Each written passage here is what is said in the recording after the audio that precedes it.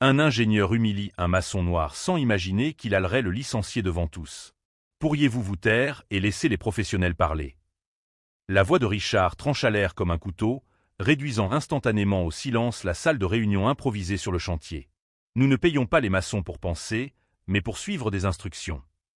André Jefferson sentit la chaleur lui monter au cou, tandis que des dizaines de regards se tournaient vers lui. À 42 ans, avec 2 décennies d'expérience dans le bâtiment, il n'avait jamais été humilié aussi publiquement. Son seul crime avait été de signaler une faille critique dans les plans des fondations qui pouvait compromettre tout l'immeuble de 30 étages. « Avec tout le respect que je vous dois, monsieur, » répondit André avec un calme surprenant, « la pente de ce terrain va exercer une pression inégale sur les fondations nord-est. Les calculs ne tiennent pas compte. » Les calculs? L'interrompit Richard avec un rire exagéré, se tournant vers l'équipe d'ingénieurs et de cadres. Écoutez-moi tous. Le maçon s'y connaît maintenant en calcul structurel. On devrait peut-être lui donner son diplôme, puisqu'il en sait clairement plus qu'un titulaire d'un master de Stanford. Des rires nerveux résonnèrent dans la pièce. André garda le regard fixe, respirant profondément pour contrôler la colère qui bouillonnait en lui. Ce n'était pas la première fois qu'il était confronté à des préjugés, mais l'humiliation publique était différente. Richard Harrington était le nouvel ingénieur en chef de Horizon Construction, embauché depuis seulement 3 mois et déjà connu pour son tempérament explosif et son arrogance. Son blazer impeccable et ses chaussures italiennes contrastaient avec les vêtements simples et les mains calleuses des ouvriers qu'il supervisait avec un mépris constant. « Si vous voulez garder votre emploi sur ce chantier, » continua Richard en s'approchant d'André avec un sourire froid, « je vous suggère de vous en tenir à mélanger le ciment et de laisser les décisions importantes à ceux qui ont fait des études pour ça. » Le silence était palpable. Certains ouvriers regardaient le sol, gênés. D'autres, principalement les autres ingénieurs blancs, souriaient discrètement, comme s'ils approuvaient le fait de remettre le maçon à sa place. Ce que personne dans cette pièce ne remarquait, c'était le calme dans les yeux d'André. Ce n'était pas la résignation de celui qui accepte une humiliation, mais la sérénité de quelqu'un qui observe un prédateur marchant droit vers un piège. « Compris, monsieur », répondit simplement André en ramassant ses notes. « Je pensais juste que je devais le mentionner. » Richard sourit victorieusement. « Maintenant que nous avons réglé ce problème de hiérarchie, pouvons-nous continuer? Nous avons un calendrier serré. » La réunion se poursuivit, Richard dominant la conversation, pointant des graphiques et des calendriers sur sa tablette, tout en expliquant les changements apportés au projet qui permettraient d'économiser du temps et de l'argent. Personne ne remarqua André tapant discrètement un message sur son vieux téléphone portable. À la fin de la réunion, les employés commencèrent à se disperser lorsqu'une notification retentit sur le téléphone portable de Richard. L'ingénieur fronça les sourcils en lisant le message, son visage pâlissant visiblement. « Réunion d'urgence avec le propriétaire dans 15 minutes », annonça-t-il d'une voix tendue. Il semble que Thomas Jefferson vienne en personne d'évaluer l'avancement des travaux. Un murmure parcourut le groupe. Thomas Jefferson était le propriétaire reclus de Horizon Construction, rarement vu sur les chantiers. Sa présence signifiait quelque chose d'extrêmement important ou d'extrêmement problématique. Richard ajusta nerveusement sa cravate tout en essayant de paraître confiant. « Préparez tout, je veux que cet endroit soit impeccable. » Alors que tout le monde s'affairait, personne ne remarqua le sourire discret sur le visage d'André. Personne ne remarqua qu'il quittait la pièce et se dirigeait calmement vers la caravane administrative. Personne ne se doutait que derrière cette simple tenue de maçon se cachait une histoire qui allait bouleverser ce chantier, et la vie de Richard Harrington. Si cette histoire de préjugés déguisée en professionnalisme a déjà suscité votre indignation, abonnez-vous à la chaîne pour découvrir comment André allait transformer une humiliation publique en une leçon puissante sur le fait de ne jamais juger un livre à sa couverture, surtout lorsque le livre que vous jugez peut être votre patron. 15 minutes se transformèrent en 1 heure d'attente tendue dans la caravane administrative. Richard faisait les 100 pas, consultant nerveusement sa montre tandis que les autres ingénieurs essayaient de paraître occupés à réviser des plans et à vérifier des calendriers qu'ils connaissaient déjà par cœur. Personne ne mentionnait l'éléphant dans la pièce. Thomas Jefferson, le mystérieux propriétaire de Horizon Construction, ne faisait jamais de visites imprévues. Et lorsqu'il venait, il apportait rarement de bonnes nouvelles. « Est-ce qu'il vient à cause des coupes budgétaires que j'ai approuvées ?» murmura Richard à son assistant. « Explique-lui que nous avons économisé près d'1 million sur les matériaux de fondation. » « Je ne sais pas, monsieur. Le message disait seulement qu'il devait évaluer le projet en personne, » répondit l'assistant, tout aussi nerveux. À l'extérieur, André Jefferson sortit discrètement de sa voiture, une berline modeste garée loin de la zone réservée aux cadres. Il ouvrit le coffre et remplaça sa chemise de travail par une chemise propre et bien repassée. Il prit ensuite un élégant porte-documents en cuir et une paire de lunettes à monture fine. « Il est là !» cria quelqu'un, et tout le monde se précipita vers l'entrée du chantier lorsqu'une Mercedes noire rutilante se gara. Richard ajusta sa cravate et fut le premier à s'approcher, un sourire forcé sur le visage, la main tendue. « Monsieur Jefferson, quel honneur! Nous sommes parfaitement dans les temps et… » La portière du conducteur s'ouvrit la première, et un homme en costume sombre en sortit, clairement un garde du corps. De la portière arrière émergea un homme noir d'âge moyen, vêtu d'un costume impeccable, le visage sérieux marqué par les rides de l'expérience. Richard se figea, son expression accueillante se transformant en confusion. « Excusez-moi, nous attendons monsieur Thomas Jefferson. » L'homme en costume tendit la main. Thomas André Jefferson, propriétaire de Horizon Construction. Le choc sur les visages de toutes les personnes présentes aurait été comique s'il n'avait pas été si révélateur. Richard cligna plusieurs fois des yeux, sa bouche s'ouvrant et se fermant comme un poisson hors de l'eau. « Mais, vous êtes… » balbutia Richard, incapable de terminer sa phrase. « Le propriétaire de l'entreprise ? » ?»« Oui, » répondit Thomas avec un calme presque chirurgical. « Et aussi le maçon que vous avez humilié devant toute l'équipe il y a quelques heures. » Un silence de mort s'abattit sur le chantier. Richard pâlit complètement, son visage désormais plus blanc que le plâtre des murs partiellement érigés derrière lui. « Monsieur Jefferson, » dit l'un des autres ingénieurs en s'avançant, « il y a eu un malentendu. Monsieur Harrington ne savait pas. » « Il ne savait pas que j'étais le propriétaire ?» compléta Thomas André. « C'est exactement ça. Personne ne le savait, parce que je ne voulais pas qu'il le sache. » Thomas regarda autour de lui, vers les ouvriers qui se rassemblaient maintenant à distance, observant la scène avec une curiosité grandissante. « Il y a 15 ans, j'ai fondé Horizon Construction avec la promesse de révolutionner la façon dont nous construisons, » poursuivit Thomas. « Mais j'ai remarqué qu'avec le temps, nous avons commencé à perdre le contact avec ce qui se passe sur le chantier. Alors, à chaque nouveau projet important, je passe les premières semaines à travailler incognito. Je troque mon costume contre une combinaison de maçon et mon nom de famille contre mon deuxième prénom. » Richard semblait sur le point de s'évanouir. « Monsieur Jefferson, je n'en avais aucune idée. Si j'avais su. »« C'est exactement le problème, n'est-ce pas ?» l'interrompit Thomas, d'une voix ferme mais maîtrisée. « Si vous aviez su qui j'étais, vous m'auriez traité avec respect. Mais comme vous pensiez que je n'étais qu'un simple maçon noir, vous vous êtes senti en droit de m'humilier publiquement. » Un homme plus âgé, à la peau noire et aux cheveux gris, s'avança. C'était Walter Green, le maître d'œuvre qui supervisait le projet depuis des décennies. « Monsieur T, dit-il familièrement, vous auriez pu me prévenir que vous faisiez votre inspection spéciale, à nouveau. » Thomas sourit pour la première fois. « Et raté l'occasion de voir comment les choses fonctionnent vraiment. Walter ? Vous savez que cela va à l'encontre du but recherché. » Walter acquiesça, se tournant vers Richard avec une expression mêlée de déception et de quelque chose qui ressemblait à de la satisfaction. « Je connais Thomas depuis 30 ans. Nous avons travaillé ensemble comme maçons avant qu'il ne fonde l'entreprise. Il dit toujours qu'un bâtiment est aussi solide que sa fondation la plus faible. Et une entreprise est aussi intègre que son employé le plus arrogant, » ajouta Thomas en ajustant les lunettes qu'il portait désormais, une transformation subtile mais efficace de son personnage de maçon. Pendant ce temps, plusieurs ouvriers qui avaient été témoins de l'humiliation d'André, Thomas plutôt, ne pouvaient cacher leur sourire. Certains chuchotaient entre eux, d'autres se contentaient d'observer avec une expression qui disait clairement « Maintenant, ça va devenir intéressant. » Richard tenta une reprise désespérée. « Monsieur Jefferson, si vous me donnez l'occasion d'expliquer ma vision pour ce projet. » « Votre vision ?» Thomas haussa un sourcil. La même vision qui a complètement ignoré un avertissement concernant des défauts structurels dans les fondations nord-est? La même vision qui a privilégié les réductions de coûts au détriment de la sécurité? Il fit signe à Walter, qui s'avança avec un dossier. J'ai déjà demandé à Walter de passer en revue en détail les préoccupations que j'ai soulevées ce matin. Nous avons découvert que les fondations présentent déjà des micro-fissures exactement là où je l'avais indiqué. Thomas se tourna vers le groupe d'ingénieurs. Je veux une réunion complète dans 15 minutes dans la caravane principale. Apportez tous les plans, les feuilles de coûts et les décisions techniques prises au cours des 3 derniers mois. Alors que le groupe se dispersait rapidement, Thomas s'approcha de Richard et baissa la voix pour qu'il soit le seul à l'entendre. Vous savez ce qui est le plus ironique, monsieur Harrington? Si vous aviez simplement écouté le maçon, vous auriez impressionné le propriétaire de l'entreprise par votre humilité et votre collaboration. Au lieu de cela, Thomas laissa sa phrase en suspens, ajustant la montre qui était auparavant cachée sous les manches de sa chemise de travail.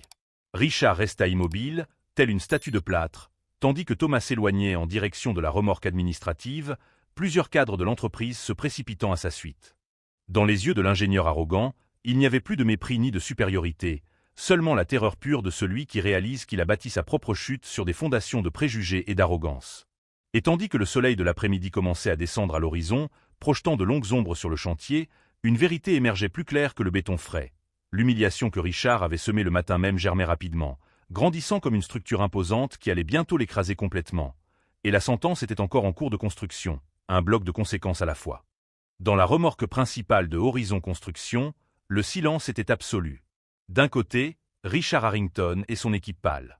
De l'autre, Thomas Jefferson, désormais en costume, accompagné de Walter et de 2 auditeurs techniques. « Allons droit au but », commença Thomas calmement. « Pourquoi mes remarques sur les fondations ont-elles été non seulement ignorées, mais ridiculisées ?» Richard s'est éclairci la gorge. « Monsieur Jefferson, il y a eu un malentendu. Je ne faisais que renforcer la hiérarchie. » « La hiérarchie ?» l'a interrompu Thomas en prenant sa tablette. « Notre manuel dit clairement, tout employé, quel que soit son poste ou sa fonction, a le devoir de signaler toute défaillance structurelle potentielle. » Thomas fit glisser son doigt sur l'écran, et nos caméras enregistrent le son. D'une simple pression, la voix arrogante de Richard résonna dans la remorque. « Ici, on travaille avec des calculs, pas avec des yeux de maçon qui ne savent même pas tenir un mètre. » Richard desserra sa cravate, étouffé par sa propre arrogance enregistrée. « Au cours des 2 dernières heures, » continua Thomas en projetant des documents sur le mur, « nous avons passé en revue toutes vos décisions d'ingénierie. » Un auditeur se leva. « Nous avons trouvé 17 violations de sécurité.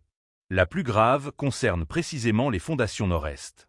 Nous avons également identifié des remplacements non autorisés de matériaux et la falsification de rapports d'essai. » Richard pâlit. « Je peux vous expliquer. » Un ingénieur de l'équipe ne supporta pas la pression. « Monsieur Jefferson, plusieurs d'entre nous ont alerté Monsieur Harrington de ces problèmes. Il a insisté sur le fait que les calculs étaient corrects et que les économies étaient nécessaires pour... » « Pourquoi faire ?» demanda Thomas. « Pour la prime de fin de projet, » avoua un autre ingénieur. « Si nous économisions plus d'1 million, nous recevrions tous une prime substantielle. » Richard se leva brusquement. « C'est un complot. Je suis un professionnel respecté, titulaire d'un master de Stanford. Je ne vais pas laisser un groupe de... De quoi ?» demanda Thomas d'une voix aiguë. « De maçons? De noirs? Finissez votre pensée. » Le silence fut assourdissant. Richard s'effondra sur sa chaise, vaincu. Thomas fit signe à Walter, qui lui tendit un dossier. Richard l'ouvrit d'une main tremblante. C'était son licenciement. « Je suis licencié ?» demanda-t-il, incrédule. « J'ai 2 options à vous proposer, » répondit Thomas. « Option numéro 1, licenciement pour faute grave, avec procédure civile pour négligence et falsification. Votre licence sera révoquée. » Richard déglutit péniblement. Option numéro 2, départ volontaire. En échange, vous restituez toutes vos primes et travaillez 6 mois comme bénévole dans le programme de formation pour les jeunes issus de quartiers défavorisés. Vous avez 5 minutes pour vous décider. Pendant ce temps, rassemblons tout le monde dehors. Je pense qu'il mérite des explications.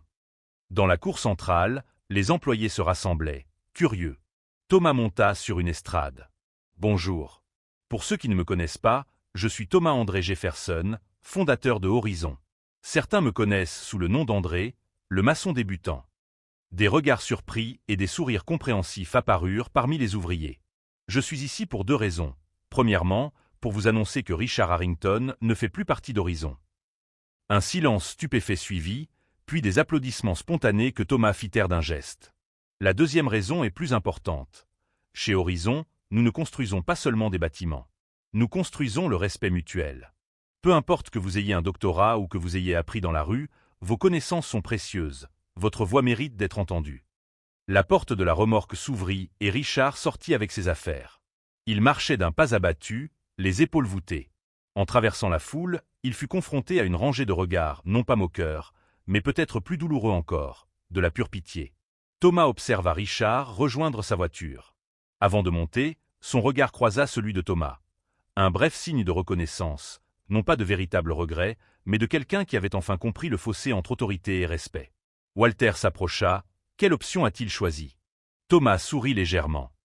Étonnamment, la formation volontaire. Il y a de l'espoir même pour les cas les plus difficiles. Walter hocha la tête. Tu as toujours vu au-delà des apparences. C'est pour cela que tu as bâti cette entreprise à partir de rien. Thomas contempla le chantier, où les ouvriers reprenaient leur travail avec une énergie renouvelée. La véritable architecture ne consiste pas seulement à ériger des murs, Walter. Il s'agit d'abattre les barrières invisibles qui empêchent les personnes talentueuses de se faire entendre. À l'horizon, les structures du bâtiment s'élevaient vers le ciel, pas seulement du béton et de l'acier, mais un monument à l'idée que le respect ne s'impose pas par le titre, mais se gagne par l'humilité de reconnaître que la sagesse peut venir des mains calleuses de ceux qui connaissent chaque grain de sable qui soutient les fondations non seulement des bâtiments, mais aussi de la dignité humaine. 6 mois s'étaient écoulés depuis le jour où Richard Harrington avait été licencié devant tout le chantier. La tour Horizon Construction s'élevait désormais imposante dans le ciel de la ville, ses fondations renforcées exactement là où Thomas avait signalé des problèmes. Au 30e étage, dans une salle de conférence avec vue panoramique, Thomas Jefferson présidait la réunion trimestrielle avec son équipe de direction. Walter, désormais promu directeur des opérations, présentait les résultats impressionnants du programme d'intégration des talents, une initiative qui identifiait les employés prometteurs à tous les niveaux hiérarchiques et leur offrait un mentorat et une formation. Nos taux de sécurité ont amélioré de 78% depuis la mise en œuvre du nouveau protocole de communication ouverte, expliqua Walter en projetant des graphiques sur l'écran. Lorsque n'importe quel employé, quel que soit son poste, peut signaler ses préoccupations sans crainte de représailles, nous identifions les problèmes avant qu'ils ne se transforment en crise. Thomas acquiesça, satisfait. L'humiliation publique qu'il avait subie en tant que André, le maçon, s'était transformée en la plus grande révolution de la culture d'entreprise chez Horizon. Le modèle était étudié et reproduit par des entreprises de construction dans tout le pays. « Et notre programme de bénévolat ?» demanda Thomas, connaissant déjà la réponse. Walter sourit et passa à la diapositive suivante. Sur la photo, un groupe de jeunes issus de quartiers défavorisés recevait une formation professionnelle en construction. Parmi les formateurs se trouvait, à la surprise générale, Richard Harrington, plus mince, mal rasé, mais avec un regard différent. Le programme a déjà formé 52 jeunes, avec un taux d'employabilité de 94%, répondit Walter. Quant à notre instructeur le plus inhabituel, je dois admettre qu'il a dépassé mes attentes. Après la réunion, Thomas descendit au centre de formation situé au rez-de-chaussée du bâtiment. Il y trouva Richard, qui avait troqué son costume coûteux contre une tenue plus décontractée, en train d'enseigner les calculs structurels à un groupe d'étudiants très divers. L'ancien ingénieur en chef leva les yeux lorsque Thomas entra, et quelque chose d'indéfinissable passa entre eux. Pas de l'amitié, mais un respect réticent. Plus tard, dans le parking, Thomas a trouvé Richard en train de ranger des affaires dans sa voiture, qui n'était plus une luxueuse décapotable, mais un modèle compact et pratique. Monsieur Jefferson a salué Richard d'un ton formel. « Comment vous adaptez-vous » a demandé Thomas. Richard hésita. « Je pensais que ce serait une punition. 6 mois à enseigner les mathématiques à des gens qui ont à peine terminé le lycée. » Il regarda le bâtiment. « Mais j'ai découvert quelque chose d'inattendu. Ils apprennent vite. Ils posent des questions auxquelles je n'aurais jamais pensé. Ils voient des solutions qui ne sont pas dans les livres. C'est surprenant ce qu'on découvre quand on cesse de juger sur les apparences, n'est-ce pas ?» remarqua Thomas avec douceur. Richard fixa le sol. « J'ai compris la leçon dès le premier jour. J'aurais pu mettre fin à ma peine à ce moment-là. Il ne s'agissait pas d'une punition, précisa Thomas. Il s'agissait d'une transformation. Pour vous et pour eux. Dans 2 semaines, mon service prend fin, dit Richard. J'ai déjà quelques offres d'emploi. Thomas acquiesça. Et laquelle allez-vous accepter ? Richard regarda le centre de formation. En fait, j'ai demandé la permission de continuer comme instructeur bénévole pendant un semestre supplémentaire. J'ai quelques élèves prometteurs que je ne veux pas abandonner en cours de route. Un sourire discret apparut sur le visage de Thomas. Approuvé. Alors que Thomas retournait à son bureau, il réfléchissait aux parcours improbables qu'il avait menés jusqu'ici. De maçon humilié à propriétaire respecté, il avait construit plus que des bâtiments. Il avait bâti un héritage de dignité et de respect qui transcendait les titres et les préjugés. Sur le mur du hall principal d'Horizon, une plaque dorée affichait la nouvelle devise de l'entreprise, inspirée de cette confrontation fatidique. Nous construisons des structures avec des matériaux, mais nous construisons le respect avec humilité. L'ingénierie avait enseigné à Richard que toute structure, aussi imposante soit-elle, commence par des fondations solides. La vie lui avait appris que le même principe s'applique au caractère humain. L'humiliation qu'il avait infligée à un simple maçon avait détruit sa carrière, mais des ruines était né quelque chose de plus précieux. La compréhension que la véritable connaissance ne vient pas des diplômes accrochés au mur, mais de la capacité à reconnaître la valeur là où d'autres ne voient que la différence. Quant à Thomas, sa vengeance n'a pas été de détruire l'homme qu'il avait humilié, mais de le transformer en quelqu'un de meilleur, prouvant ainsi que le véritable leadership ne s'impose pas par l'autorité, mais se gagne par l'exemple. Si cette histoire vous a touché et vous a fait réfléchir à la façon dont nous jugeons les autres sur leur apparence, abonnez-vous à la chaîne pour découvrir d'autres récits poignants qui révèlent des vérités dérangeantes sur notre société et montrent que la véritable victoire ne consiste pas à vaincre nos ennemis, mais à transformer nos adversaires en alliés pour construire un monde où le respect est le fondement le plus solide qui soit.